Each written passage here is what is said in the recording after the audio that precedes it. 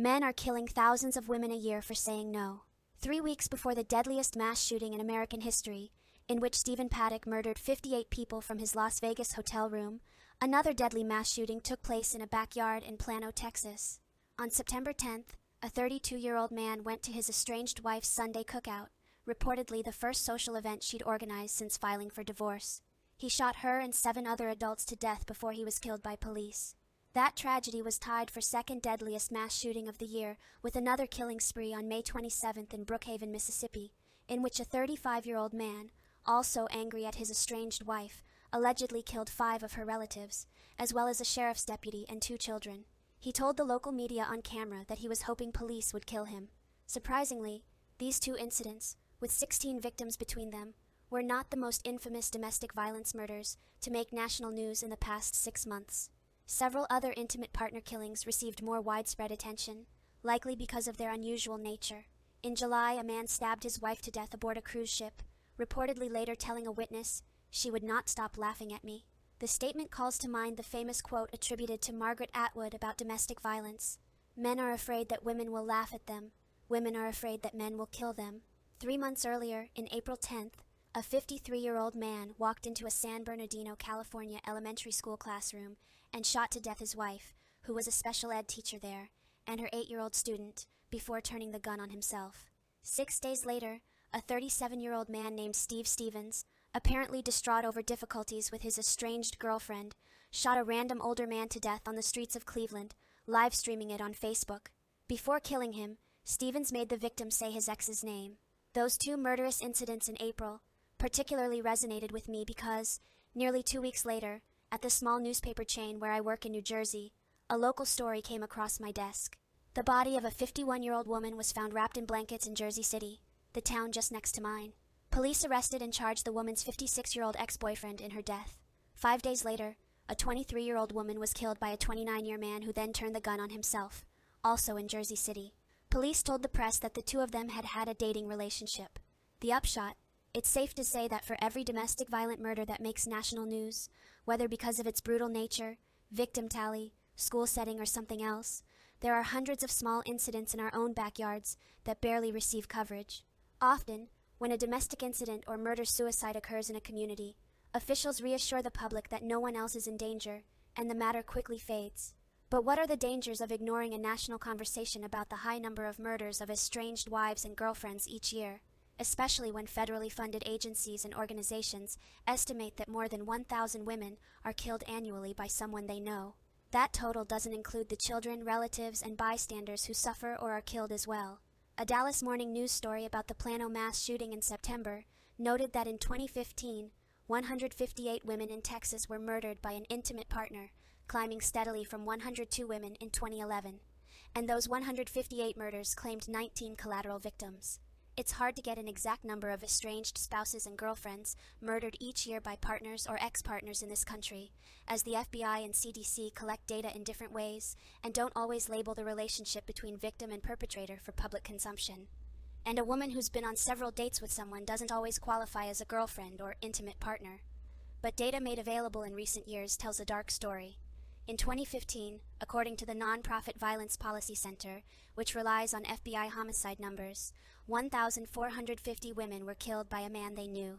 To break the data down more specifically in terms of relationships, a searchable online database funded by the Justice Department says that in 2013, the most recent year available, in 36 states reporting information, 322 men killed a wife, current girlfriend, or ex-wife. This database does not include ex-girlfriends or people who were dating, numbers that would surely drive up the totals. For comparison's sake, that same year, according to the database, 83 women killed their current husbands, ex-husbands, or boyfriends.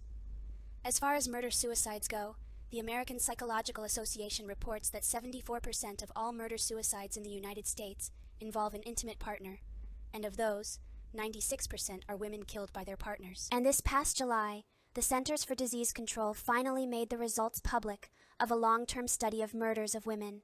According to that report, from 2003 through 2014, out of 10,018 adult women killed in 18 states, approximately 50% were murdered by an intimate partner. The study did not look at murders of men, while the number would put intimate partner murders of women at only 417 per year. The study again drew from 18 states. The CDC study noted that at least 1 in 10 of the tragedies was preceded by a prior incident, and thus, some may have been preventable. While the statistic could imply that 90% of the murders didn't have a precedent on record, it actually begs a question. If 10% of these incidents are forewarned, how many can be forestalled? In other words, what can be done within our culture to combat the problem of intimate partner violence before it reaches a breaking point? Of the many important issues that should be at the center of national consciousness right now, and not just because October is National Domestic Awareness Month, finding new ways to anticipate or head off domestic violence killings should be a priority. There are so many issues that could be woven into the discussion, putting aside for a moment the hot-button topic of gun access.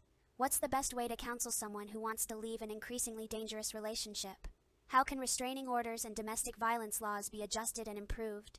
The San Bernardino school shooter had 2 prior relationships in which restraining orders were taken out, according to media reports, and had been arrested 4 times between 1982 and 2013, but without being convicted. Perhaps more under-discussed, how can girls and boys be taught from a young age to respect their partners and accept their relationship decisions? How many parents and educators right now are having those discussions before college and even before high school? Are men encouraged to get mental health counseling in the same way women are? Is there enough funding for domestic violence shelters and counseling? Clearly, there could be many sorts of discussions around domestic abuse, and just like with gun access, the answers won't be a cure-all, particularly since each tragedy has different roots. But that doesn't mean anyone should give up completely either. This year, it's been difficult to decide which tragedy to prioritize. Important issues have been shoved to the back burner, not just, of course, by natural disasters, but also by White House snafus and political wrangling. To start, on the April morning of the San Bernardino school shooting, social media users were hotly debating a Texas rally against Donald Trump's crackdown on immigrants, the controversial Supreme Court confirmation of Neil Gorsuch, and a doctor being dragged off a United Airlines flight the day before.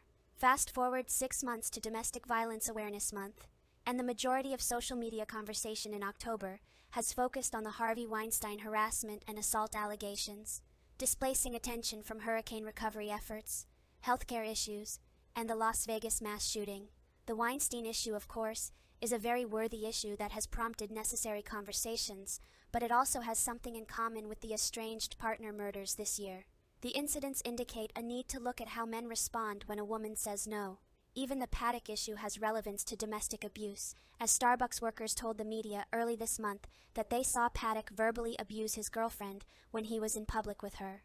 More attention to all types of domestic abuse might help quell violence against women. One thing the small and large domestic violence killings should make clear, besides an urgent need for conversation about how to prevent these tragedies, is a continued need for a strong women's movement that calls attention to life or death issues affecting our sisters, mothers, daughters, and friends. Unfortunately, it seems that in the last year, various publications and individuals, particularly on the internet, have questioned the need for women's activism, suggesting that there's no need for modern feminism because women have more opportunities now. Since the election, I've seen and heard almost every mocking statement that could be made about women's activism, and I'm guessing it's true of most women who pay even a little attention to the news. Right after the election, I received a gleeful, belittling email from an older relative, a former Democrat who now watches only conservative news media, who wrote, "I've recently heard many modern women's activists say that Susan B. Anthony and others sought equal treatment for females, not preferential." He later criticized the Women's March by sarcastically citing Madonna as a shining star to emulate, as if women are so flighty that we take guidance from one celebrity on what to do, or that one person's comment represents what all 128 million of us want or think. A different relative pointed out that when TV reporters interviewed random participants in the January Women's March, the marchers didn't have an explanation ready for their goals. It's not that easy to have domestic violence and rape statistics on the tip of one's tongue, or to condense a raft of complex issues into a 5-second soundbite. A gentleman on Twitter recently responded to my encouragement of a new women's publication by complaining about feminism and saying, "I'm all for equal rights, and I don't think women receive any unequal treatment." Perhaps he hasn't seen the Justice Department statistics about intimate partner violence, or was only thinking of the office where he works, which may be the problem. Anyone who believes women are treated equally these days, or don't need vocal advocates, should be reminded how many women are killed each year for saying no. Modern women's groups have made domestic violence a major plank in their platform, while simultaneously attempting to smash stereotypes about feminism that distract from critical issues. Caroline Dory Stein wrote on the website for the group Progressive Women's Leadership, which trains women for leadership positions. We are working to end violence against women in our nation as well as others. We are still fighting for acceptance and a true understanding of the term feminism.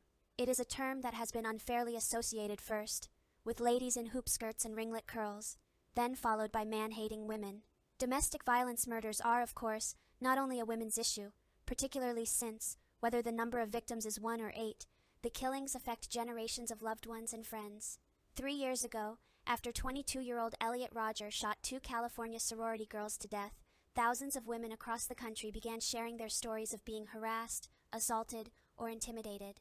In light of the recent revived national discussion on sexual harassment and assault, we also need to revive the discussion about violence against women, particularly intimate partner violence. If first wave feminism is remembered as focusing on voting rights, and second wave was concerned primarily with the workplace, it's clear that today's women need the right to make relationship decisions without fear they'll receive a death sentence because they said no.